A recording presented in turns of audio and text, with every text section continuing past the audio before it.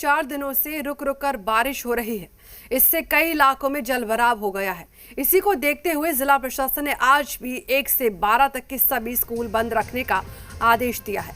पिछले 2 दिनों से जारी तेज बारिश की वजह से ग्रामीण और शहरी क्षेत्रों में हालात बिगड़ते जा रहे हैं। ऐसे में बच्चों और शिक्षकों के स्कूल पहुंचने में परेशानी हो रही है। विद्यार्थियों की सुरक्षा को देखते हुए प्री प्राइमरी से कक्षा 12 तक के विद्यालयों में 20 अगस्त को अवकाश घोषित किया गया है। प्रशासन का कहना है कि जलभराव वाले रास्तों में बच्चों के आने जाने में किसी तरह की अप्रिय घटना हो सकती है, इसलिए लगातार दूसरे दिन स्कूल बंद रखने का फैसला लिया गया है। तो प्रयागराज में कुछ दिनों से हो रही बारिश ने जिंदगी की रफ्तार पर ब्रेक लगा दिया है। गंगा का रौद्र रूप लोगों को डरा रहा है, तो वहीं पूरा शहर पानी पानी हो चुका है। घरों से लेकर अस्पताल तक सब डूबे हुए नजर आ रहे हैं। दूसरी तरफ वाराणसी सभी 84 घाट गंगा के आगोश में है और अब छतों पर अंतिम संस्कार किया जा रहा है।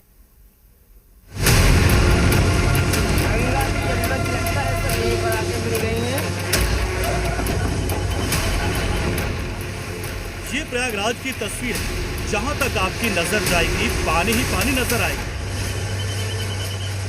वैसे तो इस शहर को संगम नगरी के नाम से जाना जाता है। लोगों का ऐसा नजारा आम दिनों में संगम पर ही देखने को मिलता है, लेकिन आजकल पूरा शहर नदियों का संगम बना हुआ है।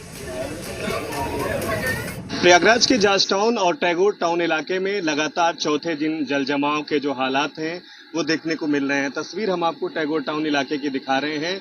इन तस्वीरों को देख करके आप समझे कि किस तरीके से एक बड़ी जो आबादी है वो इस जल जमाव के चलते प्रभावित हो रही है। प्रयागराज में पिछले कई दिनों से हो रही भारी बारिश के बाद गंगा का जलस्तर लगातार बढ़ रहा है। घर, अस्पताल, बैंक, हर तरफ बस पानी पानी नजर आ रहा है।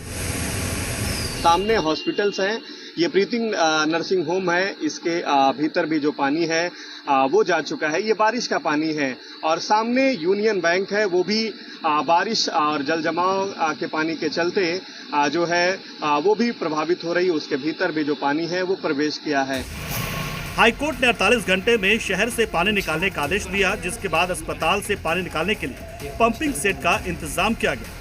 कैसे पूरा 3 दिनों से लगभग लाइट भी कटी है यहाँ पर और ना तो जल की व्यवस्था की जा रही है, ना तो निकासी की व्यवस्था की जा रही है। यहाँ पर सारे स्टूडेंट से लेके सारे जो रहने वाले लोग हैं, यहाँ पर स्थायी निवासी है, वो लगातार परेशान हो रहे हैं, मरीज परेशान हो रहे हैं। प्रयागराज के निचले हिस्सों में बाढ़ का खतरा बढ़ गया है। स्कूलों की छुट्टी कर दी गई है और नावों के संचालन पर पूरी तरह से रोक लगा दी गई है। ये 6 तस्वीरें देखकर अंदाजा लगा सकते हैं कि संगम नगरी में क्या हालात है। प्रयागराज में गंगा का जलस्तर लगभग 80.30 मीटर और यमुना का जलस्तर लगभग 73.35 मीटर दर्ज किया गया है। संगम नगरी का हाल तो आपने देख लिया, अब वाराणसी में क्या हालात हैं ये भी देख लीजिए। वाराणसी में गंगा उफान पर है। यह गंगा के कई घाट जलमग्न हो चुके हैं। मणिकर्णिका और हरिश्चंद्र घाट डूबने से यहाँ छतों पर अंतिम संस्कार किया जा रहा है। कि एक घर है, उसी घर के ठीक बगल में ये दाह संस्कार की जो प्रक्रिया है वो की जा रही है और लगातार इससे लोगों को मुसीबत तो हो रही है, लेकिन मजबूरी ऐसी है कि गंगा का जलस्तर लगातार बढ़ता जा रहा है, जिसके चलते अब गलियों में दाह संस्कार की स्थिति उत्पन्न हो गई है।